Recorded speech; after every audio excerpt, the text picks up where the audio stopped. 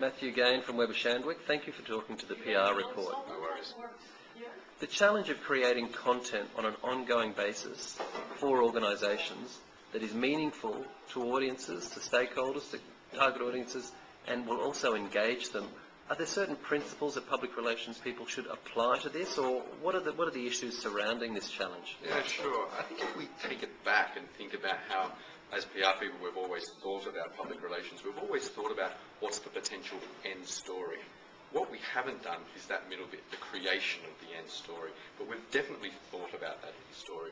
Where the opportunity now for PR people is that creation piece in the middle, as we're seeing traditional media kind of decreasing in the amount of output that they're creating. There's a real opportunity for brands to be filling that void because consumers have an insatiable demand for content.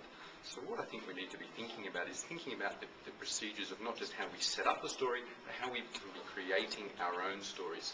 And I think the best ways to be doing that is thinking about how journalists come about it. How do they plan their stories?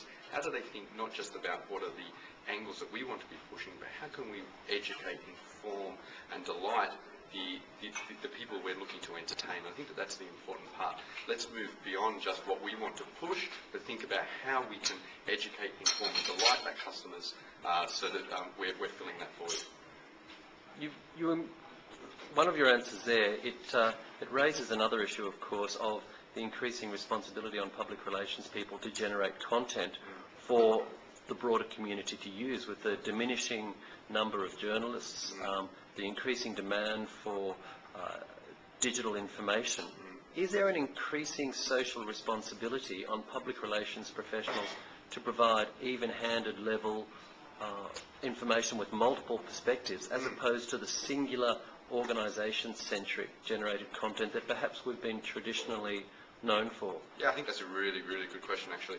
I think the more important thing to think about, though, is we need to make entertaining content. If the content's not entertaining and it's just pushing an angle, it's going to be seen as an ad and not going to be engaged with. So I think that's almost how I would think about it more so. Less about trying to involve our competitors and having an even-angled approach. How can I make education, entertainment and content that's interesting to engage with? If I don't do that, people aren't going to watch it. And one of the themes of the summit that's come up is different perspectives on which source of information is the most credible on an organisation. The corporate websites are increasingly putting keyword optimised content on their site that's interesting for their audiences, and from a technical perspective it's well search engine optimised. Then you've got a polar opposite potentially, which is the social media sources of information, and then you have the media, the traditional media itself. So you've got three different sources of information. In the changing digital landscape, who is going to win?